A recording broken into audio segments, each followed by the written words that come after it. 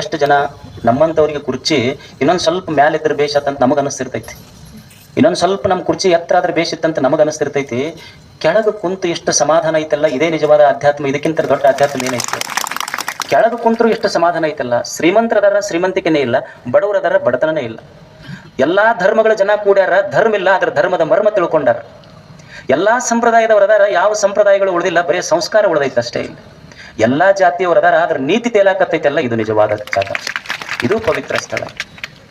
ಏನು ಇಂಥದ್ದಕ್ಕೊಂದಿಷ್ಟು ಏನ್ ನಾವು ಹೇಳ್ತೀವಿಲ್ಲ, ನೀವೆಷ್ಟು ಕರೆಕ್ಟ್ 6 ಗಂಟೆಗೆ ಬರ್ತಿದ್ರಿ, ಮತ್ತ 6, 7, 15 ಮುಗಿಸ್ಲಿಲ್ಲ ಅಂದ್ರೆ ವಾಚ್ ನೋಡ್ಕೊಂತಿದ್ರಿ.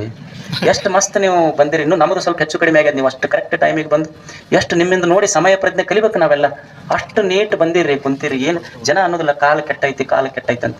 ಕಾಲು ಏನು ಕೆಟ್ಟೈತೆ ಹೇಳ್ರಿ? ಏನು ನೀರು ಕೆಟ್ಟೈತೆ, ಗಾಳಿ ಕೆಟ್ಟೈತೆ, ಬೆಳಕು ಕೆಟ್ಟೈತೆ? ಏನಾದ್ರೂ ಕೆಟ್ಟಿದ್ರೆ ಮನುಷ್ಯನ ಮನಸ್ಸು ಕೆಟ್ಟೈತೆ ಅಷ್ಟೇ, ಏನೂ ಕೆಟ್ಟಿಲ್ಲ. ಏನೂ ಕೆಟ್ಟಿಲ್ಲ. ಇಂಥ ಕಾಲದೊಳಗೂ ಸಹಿತ ಎಲ್ಲಾ ಬಿಟ್ಟು ಬಂದೆ ಸುಮ್ಮನೆ ಕೂಡಕತ್ತಿರಲ್ಲ. ಇದು ಕಾಲ ಒಳ್ಳೆಯದೈತೆ ಅನ್ನೋದಕ್ಕೆ ಇದೇ ಒಂದು ಜೀವಂತ ಉದಾಹರಣೆ. ಇದಕ್ಕಿಂತ ಏನಾದ್ರು ನೀವು ನೋಡ್ರಿ, ಬೆಂಗಳೂರಾಗ ಎಷ್ಟು ಗದ್ದಲ ಇರ್ತೈತಿ, ಅಲ್ಲಿ ಗುದ್ದಾಡ್ತಿರ್ತಾರ. ದಿಲ್ಲಿ ಒಳಗೆ ಸ್ವಲ್ಪ ಜನ ಇರ್ತಾರೆ, ಆದ್ರೂ ಎಷ್ಟು ಗದ್ದಲ ಇರ್ತೈತಿ. ನೀವು ಟಿವಿಯಾಗ ನೋಡಿರಿ, ದಿಲ್ಲಿಯಾಗೂ ಸ್ವಲ್ಪ ಜನ ಇರ್ತಾರೆ, ಎಷ್ಟು ಗುದ್ದಾಡ್ತಿರ್ತಾರೆ.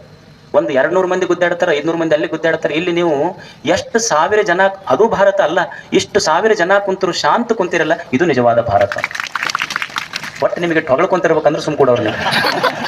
ಇದು ಬೇಕು ತಾನಿಕ್ ನಿಮಗೆ. ಹೆಂಗ್ ಹೊಗಳ್ಕೊಂತೀರಿ ನಮಗನ್ನೋರು ನೀವು ಅಷ್ಟೇ. ಇದಲ್ಲ ನಾ ಹೇಳೋದು. ಖರೆ ಏನು ಅಂದ್ರೆ ಇದನ್ನೆಲ್ಲ ಬಿಟ್ಟು ಸಮಾಧಾನದಿಂದ ಕುಳಿತಿರಲ್ಲ, ಇದು ದೊಡ್ಡದು. ಇದನ್ನ ನಡಿಬೇಕು. ಮತ್ತೆ ಎಷ್ಟು ಜನ ತಾಯಂದರು ರಂಗವಲ್ಲಿಗಿಲ್ಲಿ ಹಾಕಿ ಅಷ್ಟು ತಯಾರು ಮಾಡಿದ್ರು ಮಸ್ತ್. ಇವತ್ತು ಹೇಳ್ತಾ ಇದ್ದೇನೆ, ಏನು ಹಳ್ಳಿಗಳಲ್ಲಿ ಇಲ್ಲಿ ಊರಾಗ ಏನು ರಂಗವಲ್ಲಿ ಬಿಡಿಸಿದ್ರ ಶರಣರ ವಚನಗಳನ್ನು ಬರ್ದಾರಲ್ಲ, ಶರಣರು ದಾಸರು ವಚನಗಳು ಬರ್ದಾರಲ್ಲ. ಬರೀ ದಾಸ ವಚನಗಳು ಬರೆದ ಕೈಗಳು ಶ್ರೇಷ್ಠ ಅಲ್ಲ, ಇವ್ರು ನಮ್ಮ ಮನೆ ಮುಂದೆ ಜನ ಬರಲಿ, ಶರಣರ ಬರು ಪ್ರಾಣ ಜೀವಾಳ ಅಂತ ಪ್ರೇಮದಿಂದ ರಂಗವಲ್ಲಿ ಬಿಡಿಸಿದ ಕೈಗಳು ಆ ವಚನ ಬರೆದ ಕೈಗಳಿಗಿಂತಲೂ ಶ್ರೇಷ್ಠ ಅಷ್ಟೇ. ಅದನ್ನ ಮಾಡ್ಯಾವಲ್ಲ. ಅವರು ಹಾಳ್ಯಾಗ ವಚನ ಬರ್ದಾರ, ಇವ್ರು ರಂಗವಲ್ಲಿ ಒಳಗ ವಚನ ಬರ್ದಾರ. ಅವು ಓದಾಕ ಬರ್ತೈತಿ, ಇವು ನೋಡಿ ಸಂತೋಷ ಪಡಾಕ ಬರ್ತೈತಿ. ಅಂಥ ವಚನಗಳನ್ನು ಬರ್ದಾರ ಇವರು. ಸಂತೋಷ ಪಡುವುದು ಜೀವನ ಅಷ್ಟೇ. ಅದಕ್ಕೆ ಸಂತ ಸಂತ ಸಂತ ಅಂತ ಯಾರಿಗನ್ನೋದು?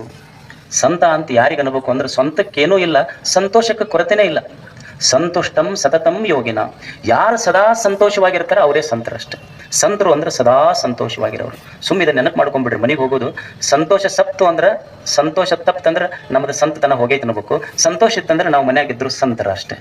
ಸಂತೋಷವಾಗಿರೋರು ಸಂತರು ಅಂತ ನೆನಪಿಟ್ಕೊಂಡು ಹೋಗೋದಷ್ಟೇ.